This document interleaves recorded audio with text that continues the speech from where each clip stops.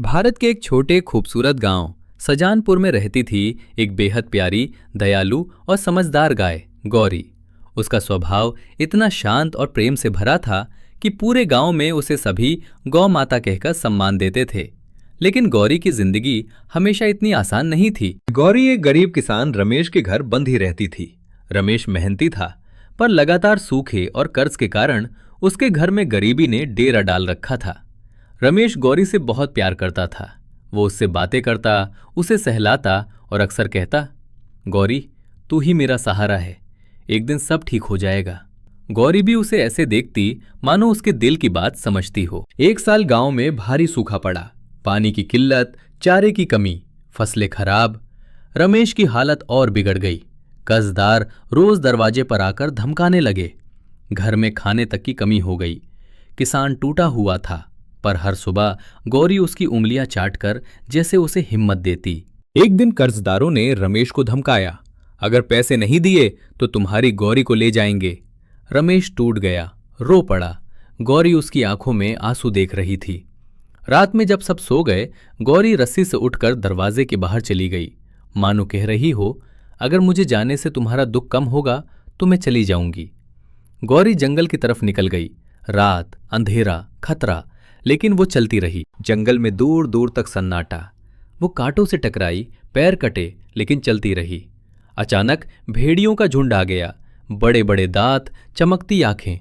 गौरी ने भागकर खुद को एक पत्थर के पीछे छिपाया। भेड़िए उसकी तरफ बढ़ ही रहे थे कि अचानक टकर टकर पास के मंदिर का घंटा बजा और भेड़िए डर कर भाग गए। गौरी ने कल्पना भी नहीं की थी कि कोई उसे बचाएगा। जंगल में एक साधु बाबा रहते थे, बाबा त्रिलोकी। उन्होंने गौरी को देखा, उसके पैरों पर दवा लगाई, उसे चारा दिया और बोले, तू सिर्फ गाय नहीं, शुभता का प्रतीक है, तेरा यहां आना शुभ है बेटी। गौरी कई सप्ताह बाबा के यहां रही। वो धीरे धीरे ठीक हो गई। बाबा अक्सर उससे कहते, जिससे तुम प्यार करती हो वो भी तुम्हें ढूंढ रहा होगा। गौरी की आंखें भर आती। गौरी के गायब होने से रमेश बिल्कुल टूट गया। वो हर जगह जाकर पूछता, कहीं गौरी दिखी क्या? वो जंगल तक गया, घंटों खोजा, पर कुछ पता न चला। रमेश ने खाना तक छोड़ दिया। पूरे गांव ने पहली बार देखा कि एक किसान अपनी गाय से कितना गहरा प्यार कर सकता है। एक दिन साधु बाबा को ध्यान में एक संकेत मिला, जिसका हृदय पवित्र है उसे उसका अपना मिल जाएगा। उन्होंने गौरी से कहा, जाओ बेटी, तुम्हारा समय आ गया है। जिस दिल में तुम्हारे लिए प्रेम है वो तुम्हें पुकार रहा है।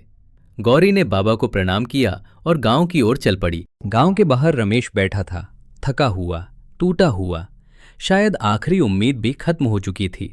तभी अचानक पीछे से घंटियों की हल्की आवाज आई। रमेश मुड़ा और सामने गौरी। उसकी आंखें भर आईं।